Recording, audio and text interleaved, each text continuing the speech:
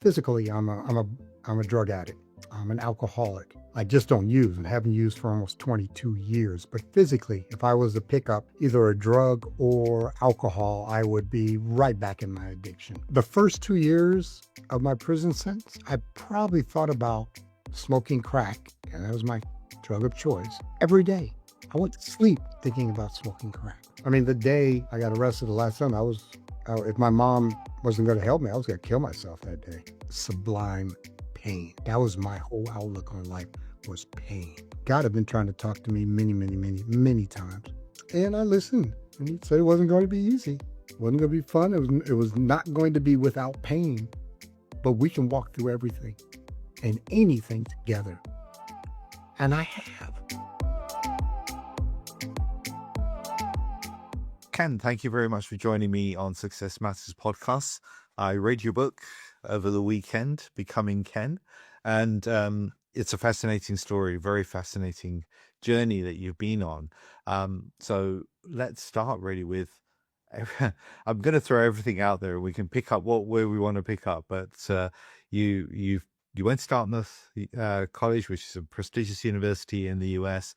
You ended up on the streets, you ended up homeless, you ended up drug dealing, you ended up a drug addict, you ended up in prostitution and pimping, and you name it, everything. How did that happen? How did that happen to a nice guy like you? And and what was the story? You know, the story is that, yes, physically, I'm a drug addict. I'm an alcoholic. I just don't use and haven't used for almost 22 years. But physically, if I was to pick up either a drug or alcohol, I would be right back in my addiction. Mhm. To get there, I had certain what we call antecedents or preceding things happened to me, experiences. And so when I was at an age where alcohol and drugs were first identified or put in front of me. And that was the age of 17, 18, very common in the United States. You go to college and you party. And some of us become addicts, some of us become alcoholics. And so I was one of them. But I want to go back to I don't use my childhood as an excuse for why I'm an alcoholic. It made it very easy to remain in the addiction and the alcoholism because of low self-esteem, self-hatred, things of that nature. But it's not the reason why I became an alcoholic. Okay. Right. So I don't know if you want to get Yeah, into, yeah, let's go. So let's I was go. born in 1962. I mean, I'm 63 years old. And my mother was a white teenage girl, and my dad was a black pimp and drug dealer. And something what I became, didn't even know him, but I became it too later on. And I am obviously the union of those two individuals. My mother, being a teenage white female, did not want to raise me or chose not to. And very understandable at that time and age. Yeah. And so I was put up for adoption, and I was not adopted for 6 years. So I went through what is called foster homes, Right. and I went through the homes, multiple homes. And the only thing I really realized is when I was about 4 or 5 years old, I didn't have a mom. I knew that because I see other kids that had mom, and I didn't. And that was damaging.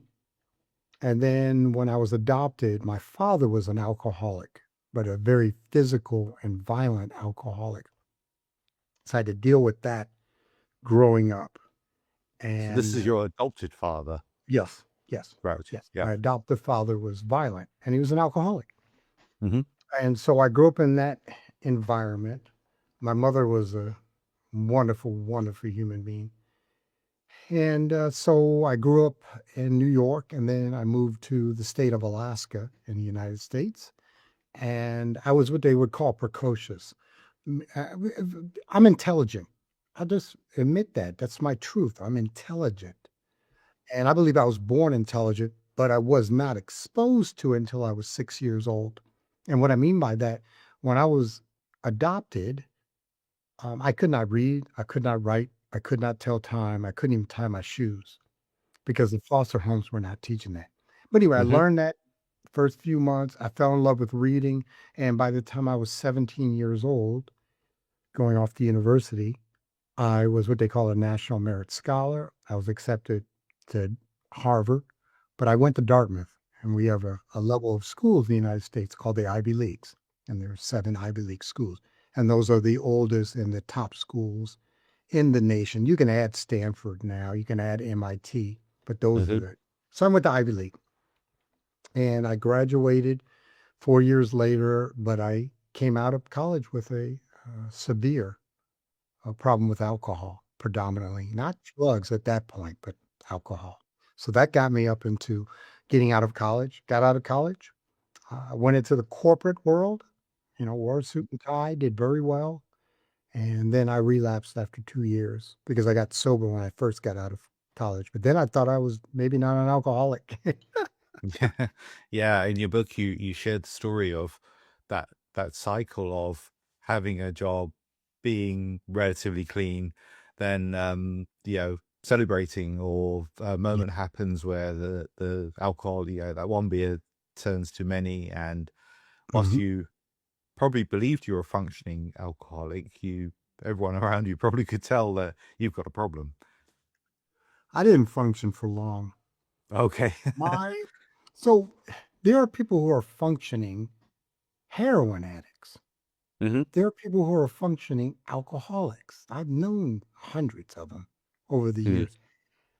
The nature of my using, especially of drugs and alcohol too, I can go alcohol for a bit of time and then I'll be in treatment or I will be in detox, as they will call it. But when it comes to drugs, I can't go a long time because I can't stop. I don't have a turn off switch. I literally in my whole career, and it might have been in the book, I have had 2 occasions where I stopped and still had drugs left over. Only 2 times in 22 years. Mm. Every other time I've OD'd, I've had an overdose because I couldn't stop and wouldn't Right. stop. So that's the nature of mine. And my addiction is not unusual. It's not unique. I'm an addict. I'm just in abeyance, or I'm not. I've stopped, and now I have almost 22 years of being clean and sober. Mm. So in your book, you write also about your experiences with the prison system, how the prison Mm-hmm. system Mm-hmm. helped you get clean. But Mm-hmm. I think at the end of your first term, you'd made a plan to build a business, to build a drug business Yeah. empire almost. Oh And yeah. Because you learn a lot in prison, and you have a lot of time to think. Okay, what yeah, would I have done differently? You know, it was never to happen with me because again, when you're in the drug business, and I'm a convicted drug dealer. There's a lot of money in it. There's a lot of quick money in it. There's a lot of women in it. There's a lot of power in it. And all those can be addictive. And so you have this. And then you also know you don't have experience or a skill set to go in another direction that you can make right. 20,000, $50,000 in a month, if not in a weekend. And I'm not the 50,000 in a weekend, but I could do probably 20 to 50 in a month. And but then again, I couldn't because every time I got to a point where I was moving quote unquote weight or doing bigger things in the drug world, my addiction, I'm my own best customer. So it makes it real difficult because I don't pay me. I take it out of the goods. Yes, and you also in your book you share the story of how you ended up running like a crack house at one Oh yeah. point, and yeah, that you had the women, you had the drugs, you had the I've forgotten the name of the person who kind of brought you into that, but yeah, you were running Larry that as well. Stokes. So Name was how Larry Stokes. Yeah, right. Yeah. He's So, passed away. So the only reason I mentioned his name is he's passed right. away and you can't find him. But Okay. yeah, yeah, Yeah. he brought me Uh, to that. so that, I mean, that in itself, back to your thing about power, and it's a lifestyle. It's a lifestyle that at the time, did you want to give up that lifestyle and try and find a different lifestyle, or did you think this is it? No, This is the lifestyle that I want? no. So what happens is, you're in that lifestyle and you get arrested. I mean, to arrest means to stop. So you're stopped and you go to prison and you do your time. And I've been to prison 3 times. I've been to jail 20 times at least.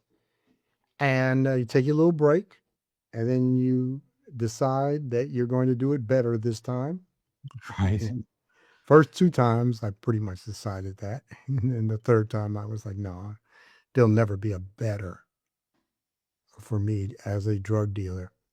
But, it's interesting. So even the last time, and I didn't want to go back out into being a criminal, a drug addict, an alcoholic. The first 2 years of my prison sentence, I probably thought about smoking crack, and that was my drug of choice, every day. I went to sleep thinking about smoking crack. There's a thing called recency bias. And so I had done it for 20 years. So why wouldn't I think about that? Because that's what my body and my mind is used to, dealing with that world. And that's a difficulty for many people who get cleaned up or attempt to stop, is their conscious and unconscious thoughts or towards the chemical or using the drugs or the alcohol. Because again, you have recency bias. And also, there are chemicals being released in the brain. There's neurotransmitters that want to fire off. They literally want to fire off.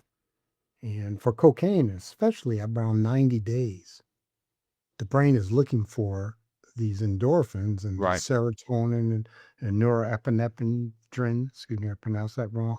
But they're looking for that.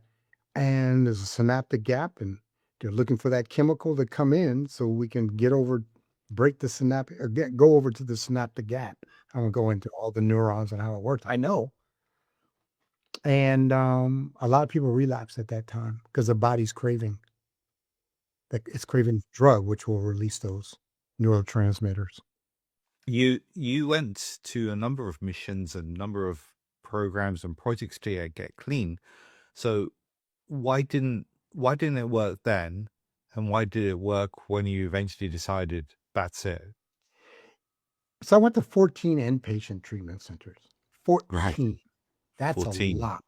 I've been in Mm. this world for 45 years, and I'm still in the rooms of recovery, the Mm. anonymous programs.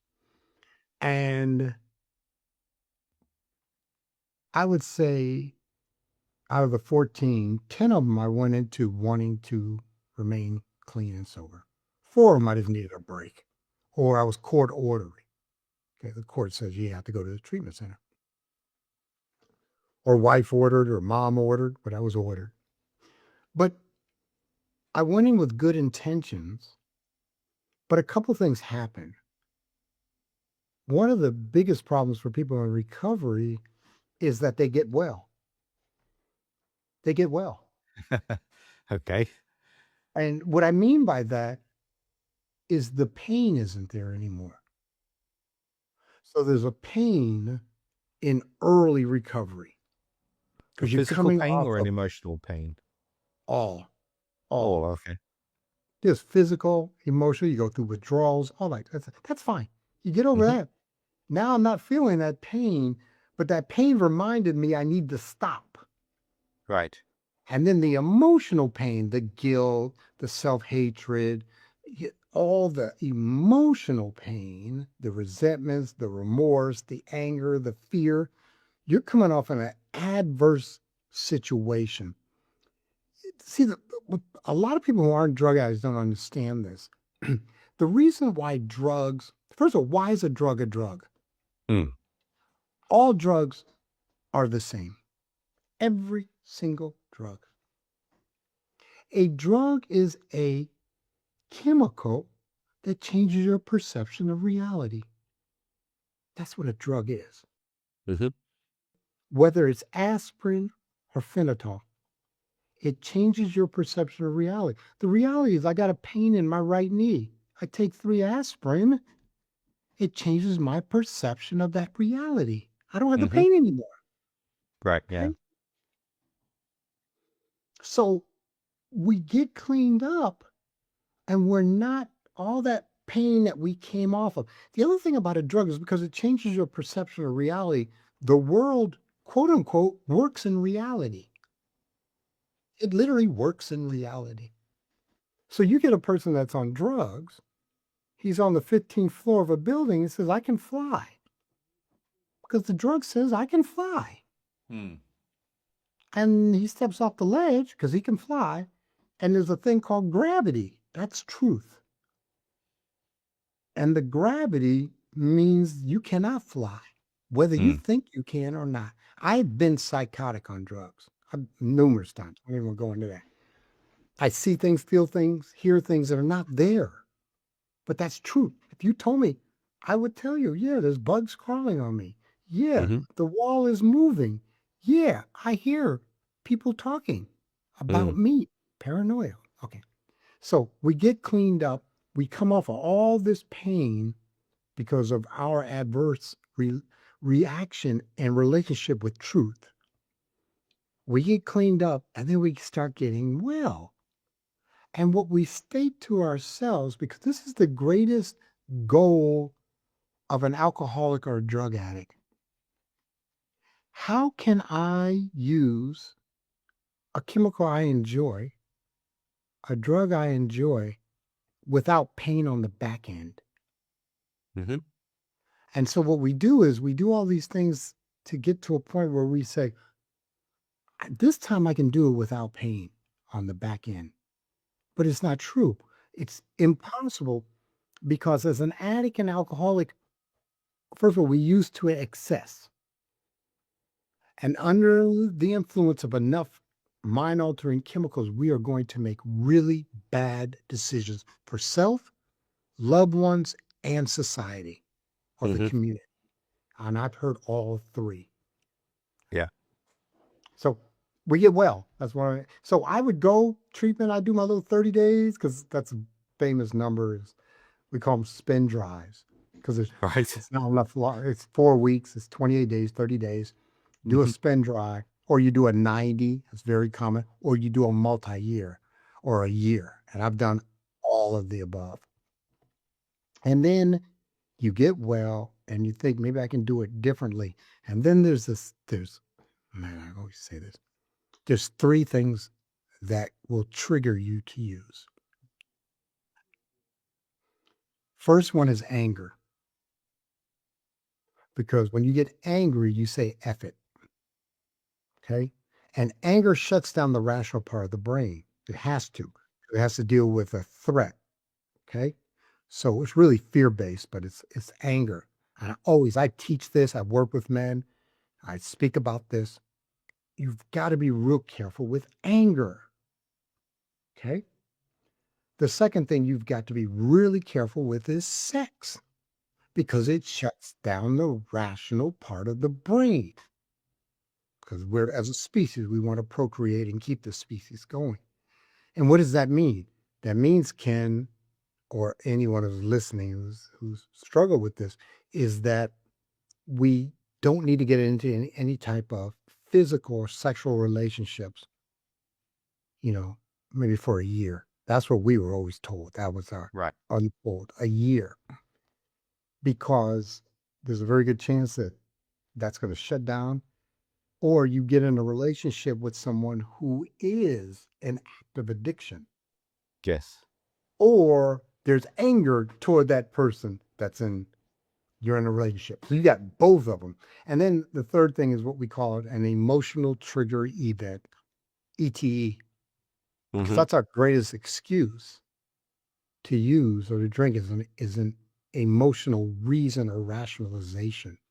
Mm. I'm in so much emotional pain.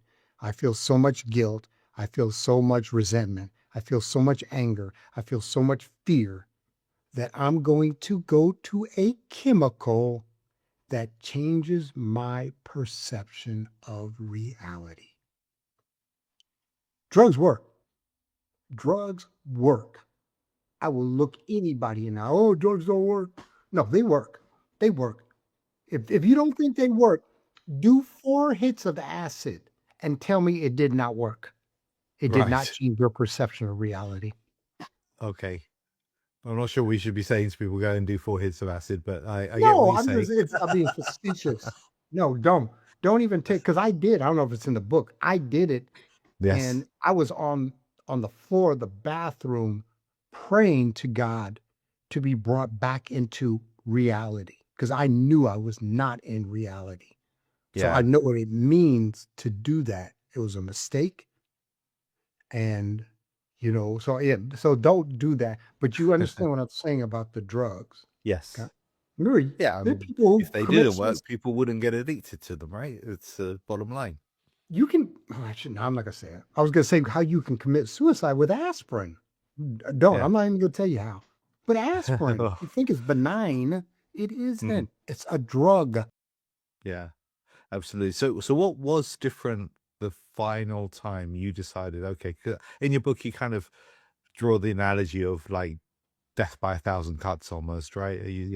Cut 998 was there, then 999. So what was it that stopped you taking that 1,000th cut?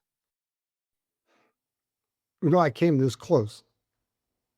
I mean, the day I got arrested the last time, if my mom wasn't going to help me, I was going to kill myself that day.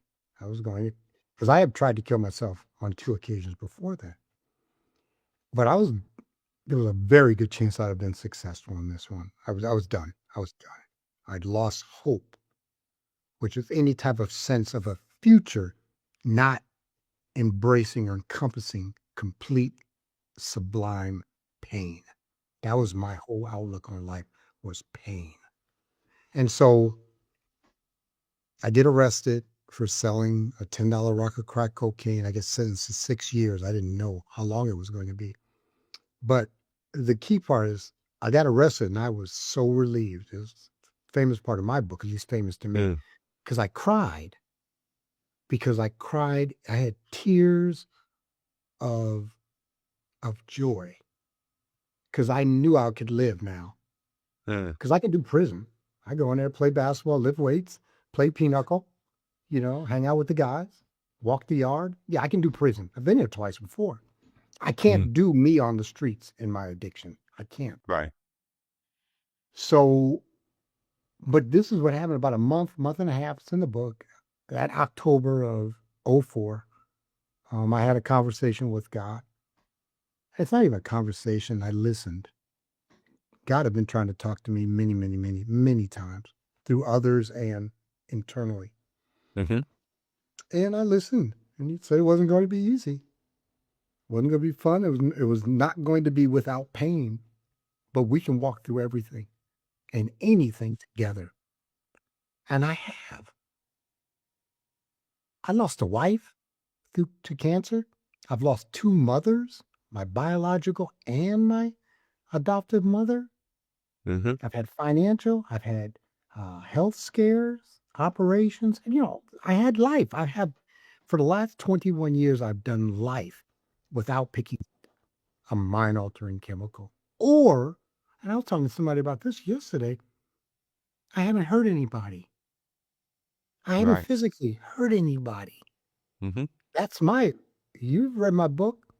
Yeah. My thing, Yeah. Emotional hurt and people. physical hurts in there. Yeah. Yes, it hurt people. Hurt people Mm. hurt people. That's a cliche, which I'm cool with. But I was one of them. Not proud of Yeah. it. I was no big bad guy on the streets, but I've gone to kill people on 3 occasions. And people have Right. come to kill me that I know of on 3 occasions. There's probably people who were looking for me. Oh, I'm sure Mm-hmm. there were people that were looking for me because of the things I did. Yeah. Wow. I mean, it's a real story. And yes, reading your book, it was a real eye opener for me in terms of that world and the whole of that world. And so now you are going and you're on a mission to help people, right? Avoid this world. So something that came to my mind, and you reference Notorious B.I.G. in your book, Mhm. and his kind of 10 steps about if you're going to deal in this stuff, don't mention it, don't tell people your secrets, whatever. But when you look at Notorious B.I.G.'s social media sort of Mhm. profile when he was around, it was all about the sort of the fast car, the women, the fancy stuff, if you like. Um, so if someone's, I don't know, 19 years old, 18 years old, growing up in social housing, doesn't feel they've got a future ahead of them, you know, the kind of environment that they're in is not conducive to them breaking out from that. What can you say to someone like that to say, don't go down this path, take a different path? Man, it is, it's such an interesting question because many people will not be receptive to the answer. Mm. So the need, the want, has to meet availability. And what I'm saying is there's an available answer, but you have to want and need it. This is what I tell many people. When the pain is great enough, recover, begin recovery. But I can't tell you until, people come to me, they'll ask the question. I'll be on a podcast and I'll say, what would you tell your 19-year-old self? Mm-hmm. I would say, I probably wouldn't tell him anything because he's not going to listen. Yeah. He's not going to listen. And I don't want to give you an answer that's not going to be positive Mm-hmm. for individuals who are listening or know someone, Mm. because this is a good podcast for people who are in that, because I just tell it like it is. And the thing, what I would say to you, you may not be ready to get out of that life. You may not be ready to stop the insanity of the world that you're in. Okay. But start identifying when and if you are ready, where you can go, what your next step is. Mm-hmm. Have it in your back pocket, have it in your toolbox, because in the world that I lived in, there's really only three things that can happen. You die, you go to jail or prison, whatever you want to call it, there, or you just live miserably. Mm. Okay. 'Cause you're not going to be. If I mention the name of some big drug person, they're probably dead or in prison. They just got one in Mexico yesterday. Okay. So, anyway, and people want to tell you all these. I'm just a real person. I just know when you're not ready, you're not ready. But when you are ready, so I had places I could turn Mm. when I was ready. And I had a great plan. I really did. Sometimes I surprised myself. I was like, I was only sober like 3 months and I knew exactly what I needed to do, Mm-hmm. especially in that first 2 to 3 years. I had to work on physical, emotional, intellectual, and spiritual. And I worked on all four of those, knowing each of them is separate. What do I need to do? And so by the time I got out of prison 3 years later, I was a different person. Was I the person I am today? No. That took another 10 to 15 years. But I'm going to say this, and hear this. I am well today. I am well. And I do life well. And people reflect back to me that I do life well. Mm-hmm. And I'm not working on me. I do not work on me. I don't do self-help. I don't. I did, but I don't. Now I give out. I do podcasts. I do a Black men's book study. I do a Black men's discussion group. I do a Black men's retreat. I start organizations and I work predominantly in the communities of color. I am one, and I know the need, especially Black men. Okay. I know the need. Okay. So, as you know, Ken, this podcast is called Success Matters. So, over this journey of your life, how has your thoughts of success changed, and what does success mean to you now? So success is a win. Okay. So first of all, what is the definition of success? Success for me, and we're going to talk about it in life terms, is a win. But you've also got to define what is the game and what is the marker of a win. I am a success today. And that's a good point you brought up. There's two interpretations of self. There's one that says I am and one that says I do. Okay. And the higher one is the I am. It's a state of being. And my state of being is I am a success. I am a kind and gentle man. I am a father. I am a grandfather. I am a business owner. I financially do well. I have my health. But most important, I have the love and I love others. Okay. Mhm. I'm a success. Okay. So that's number one. And then number two is I put those markers down. And another reason, this is a good one. So the success is the marker, the win, but the success is that I'm in the game. In the I'm on the game, yeah. playing field. I Mhm. am on the playing field daily, Yeah. daily. And there are different, balls in play, and there's different people, playing defense against me. And it wouldn't even say a person. There are different situations that I have to overcome to score.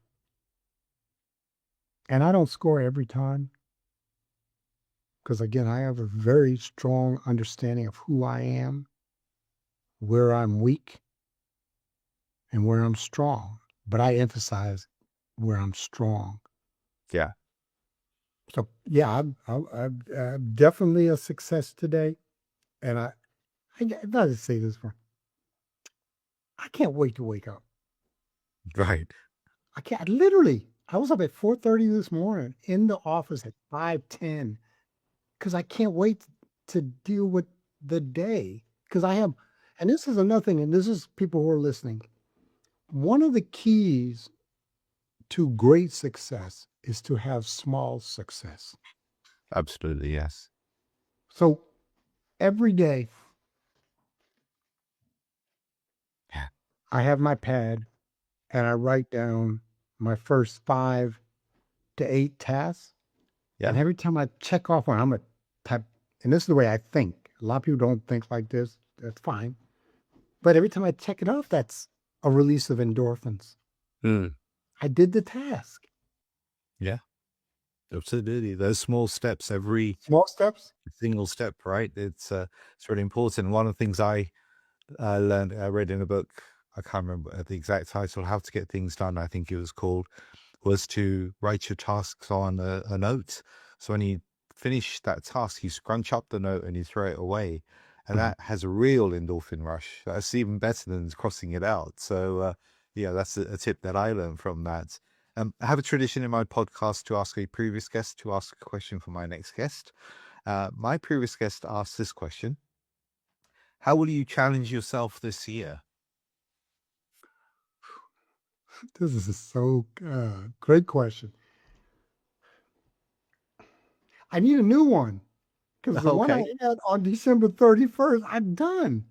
I said Right. I was going to write 3 books. So that was my challenge, to write 3 more books. I wrote them in less than a week Okay. with What were the AI. books about? Oh, I can tell you exactly what they were about. So my first book is called Pragmatic Fundraising because I'm a fundraising subject matter expert. That's fundraising for NGOs and NPOs, nonprofit organizations. The second book is Mentoring in Communities of Color. And then the third book is respect and disrespect. And I've already done the outline for, I believe this could be my favorite book, even though the respect and disrespect is going to be a big one, is on, and this is the working title, I'm Good with Good. I'm Right. good with good. Mm-hmm. So I've done the 3 books. They're in literally in manuscript, and I got a few more things I want to do with them. Put some anecdotes in there, put a couple stories, but the 90, 110 pages are done on 3 books. So that was one. And then I had one I wanted to speak. My challenge was to speak. And it usually takes me all year to get enough speaking engagements. I got 30 of them already this year. Wow. 30, Mm-hmm. which, and it's 6 weeks into and so that is very surprising. So anyway, those were my challenges. And I don't really want any other challenges. That's another thing. That's the part of I'm good with good. Yes. If I wanted to be great, I would have to have a new challenge. But I'm good with good. I've met my markers, and let's say I'll have them all done within a month. And now that's going to free up more time to get out. Yeah. Okay. Absolutely. I mean, that's such a profound way of looking at things. I think, yeah, we often chase greatness, but we forget what good we already have. And that's an important thing to do, right? Stop and reflect on being good with good. Mhm. I Mm. can't wait to write the book. I got, just like I said, the outline, and just it Well, I'm it's looking forward something to it. that's passionate. Yeah. What do you have a question for my next guest, Ken? Sure. Okay. What is passion? What is your definition of passion? And what are you passionate about? Okay. What is your definition of passion and what are you passionate about? Hmm. Okay. I'm going to throw that back at you. What is your passion?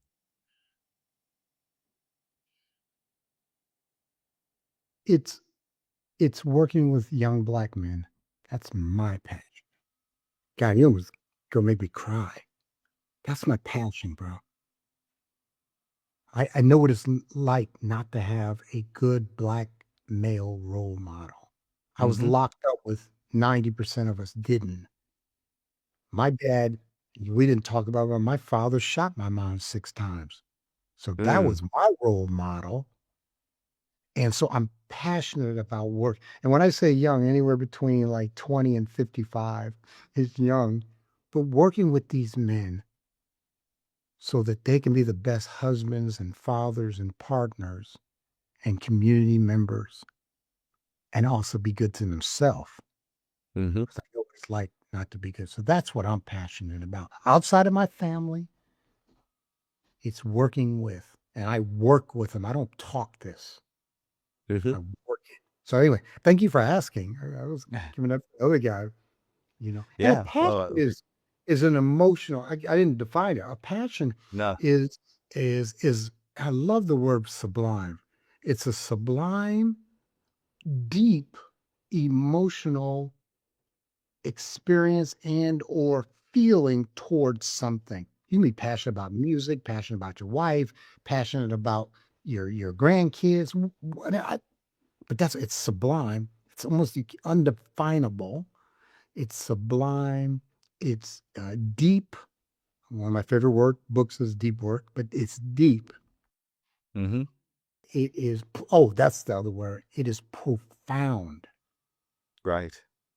That that feeling Mm-hmm. experience towards something. Mm. Right. Yeah. So we're at the top of our time now, Ken. It's been a really great conversation. I highly recommend anyone to read this book who wants to find out more. But if they want to get in touch with you, Ken, and talk to you about the work that you're doing right now, what's the best way for them to do so? I always think LinkedIn. I'm Ken Miller, 84. That was the year I graduated from Dartmouth. So it's 80. Ken Miller, 84 is my handle, LinkedIn. Perfect. Okay, that's great. Well, thank you very much for appearing on Success Matters. Based on the the book and the story. We could have spoken for hours and hours, but we do have Yeah. limited time. So thank you for sharing your story so passionately. Thank you. To find your success, contact me at info@successmatterscoaching.com. That's info@successmatterscoaching.com.